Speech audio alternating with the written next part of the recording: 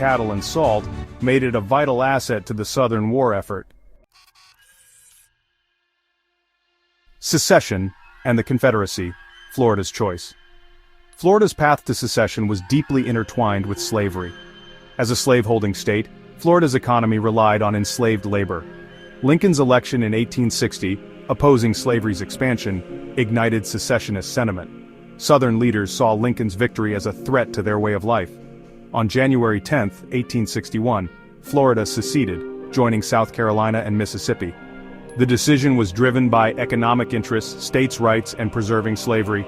Florida's secession had mixed reactions within the state. Many white Floridians supported it, but there were Unionist pockets. Ultimately, Florida joined the Confederate States of America. Florida's contributions to the Confederate cause. Despite being the least populous Confederate state, Florida made significant contributions to the Southern war effort.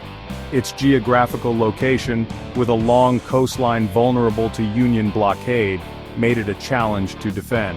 However, Florida provided the Confederacy with vital resources, including cattle, salt, and other foodstuffs.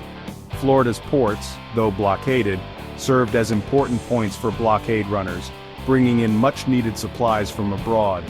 The state's men also answered the call to arms, forming regiments that fought in major battles across the Confederacy. Florida's soldiers gained a reputation for their tenacity and fighting spirit, earning recognition for their bravery in engagements like the Battle of Gettysburg.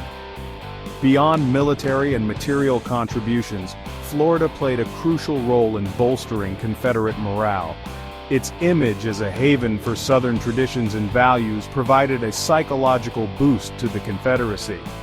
The state's commitment to the Southern cause remained strong throughout the war, even as Union forces gained ground elsewhere. The aftermath of war, Reconstruction and Change. The end of the Civil War in 1865 brought significant changes to Florida's political and social landscape. Reconstruction ushered in political turmoil and social upheaval. The abolition of slavery profoundly impacted Florida's economy and social order. African Americans gained the right to vote, boosting Republican influence. The 1868 Constitution granted equal rights to all citizens. Racial tensions and violence marked this period. The end of Reconstruction in 1877 saw the return of democratic rule. Jim Crow laws enforced racial segregation and disenfranchisement. Despite setbacks, this era laid the groundwork for Florida's future development.